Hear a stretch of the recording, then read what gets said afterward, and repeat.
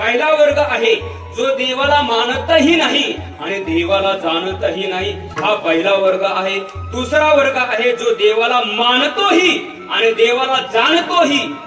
आणि तिसरा वर्ग आहे जो देवाला मानतो पण तत्वाच्या दृष्टीने त्याने अजून देवाला जाणलेला नाही. असे हे तीनही प्रकार नीट लक्षपूर्वक ऐका.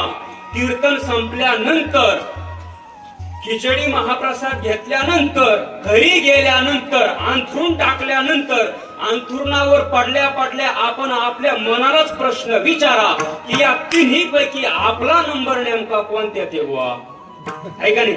देवाला मानतही नाही आणि देवाला जाणतही नाही, त्यामध्ये आपण आहोत. का देवाला मानतोही आणि देवाला जाणतोही, त्यामध्ये आपण आहोत. का देवाला मानतो पण तत्वाच्या दृष्टीने तो देव नेमका कसा आहे त्याला आपण अजून जाणलेला नाही, त्यामध्ये आपण आहोत. या तिन्ही पैकी आपला नंबर नेमका कोणत्यात आहे